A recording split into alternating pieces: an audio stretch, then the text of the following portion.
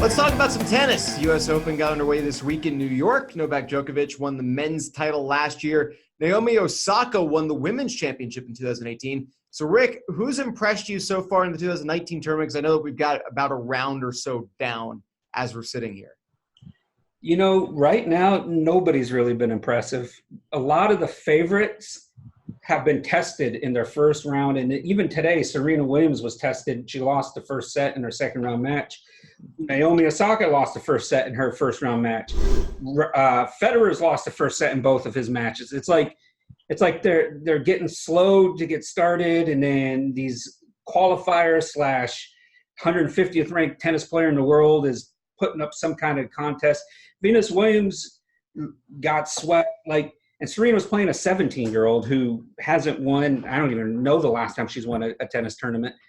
So it's like what's been impressive is the inconsistency of the higher ranked players right now. The lower ranked players are bringing it. And that's also what makes this tournament exciting because, especially on the women's side, it is wide open. Well, Taylor, I guess my question for you is when you're looking at the men's side of this tournament, Djokovic, again, the reigning champion, who do you think has the best chance of winning on the men's side of things? I mean, you kind of have to say it's Djokovic. Just kind of by default, he's the best player in the world right now. But he does have a tougher draw than Nadal does. So that kind of clearer path to the final does make me kind of like the value on Nadal. Nadal's obviously always an injury risk, more so than some of the other contenders. But Djokovic has to get through Medvedev today. I believe they play today. And then bettor is also on the same side of that bracket. So it's not an easy path to the final, but he is the best player in the world. He is resilient. We saw him, win that marathon against Federer at Wimbledon. So if I had to bet on it, I would say Djokovic is probably the safest bet. But I think Nadal, thanks to his kind of less difficult path, also makes for a viable value. Yeah, I mean, those were the two, odds-on favorites to win the tournament. The jokester, Djokovic, he does play Medvedev and Federer on his side of the draw, which is a lot tougher than what Nadal. And Nadal was going to end up, I believe, playing Dominic Thiem, who lost already. He got upset in the first round. So it's like one of the top contenders on that side is already gone, and there wasn't much else after that. So really it comes down to Nadal's health. If he can get through the tournament, get to the semifinals, continue to play at his high level without any injuries, get to the finals. But it's all Djokovic. Like, by the time he gets to the finals, he might be a little more tired. He might be more battle tested. You don't know, but he's the best player in the world. He's going to be able to get through these challenges. Medvedev is going to be an interesting game because he's already beaten Djokovic, and he took him to 4 sets in the Australian Open earlier this year. So he just won the tournament in Cincinnati, which is the lead-in to the U.S. Open. So it's like he has a lot going for him, a lot of momentum. And so-called pundits believe he's the only one outside of the big three that has a shot at winning this tournament. But you have to go with Djokovic. No doubt about it. He's the best. He's closing in on Nadal and Federer for all-time Grand Slams.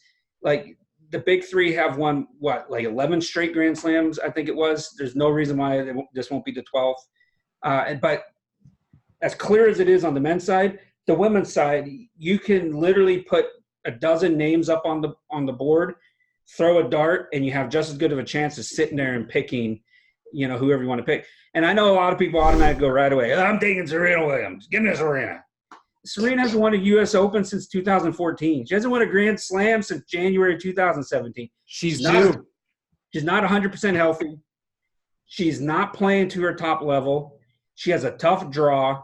And first of all, she's in the fourth quarter with the number 2 ranked player in the world, Ashley Barty. I don't even think she's going to get out of her quarter of the draw. I had Barty coming out of there and taking on Simona Halep not Simona Halep. Halep and Kiki Bertens in the top half, Madison Keys and Ashley Barty in the bottom half. And I actually am picking Madison Keys to win the whole tournament. She's been playing the best over the summer. She just won in Cincinnati. She is flying up the ranks. A lot of people are picking her as a trendy pick to win this, and also because it is just so wide open right now. You can't say one or the other is clearly better. You go with the person that's playing consistently the best, and if you do that, it's Madison Keys, who, by the way, this would be her first Grand Slam, so she's got that hunger also going for her. Taylor, do you see the women's side going the same way, or are you going to do an impression of Rick's impression of someone picking Serena Williams? Serena. I won't do that impression. I wouldn't have guessed that's what that person would have sounded like, but it does. Serena's always a tempting bet just by default because she's Serena, but I think Rick made a pretty good argument against her. The women's side of the field is pretty, wide open. There's no clear-cut favorite.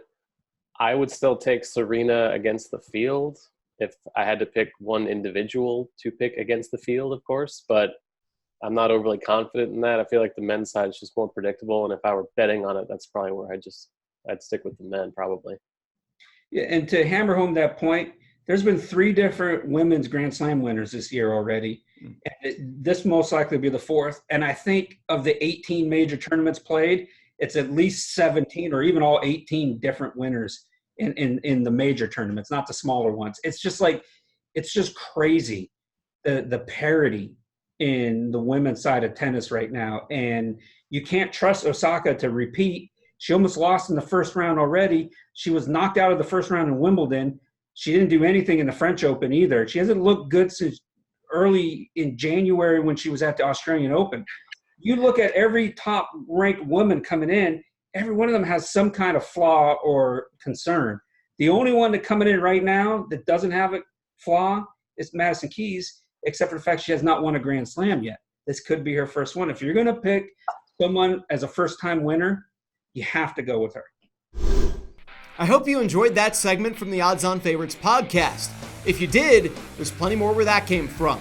Click on the link on your screen now to be taken to the complete podcast from this week, or check out the channel to find the other individual segments. Make sure to like, share, and subscribe to the Odds On Favorites YouTube channel for plenty more sports and sports betting picks, tips, and how-to guides.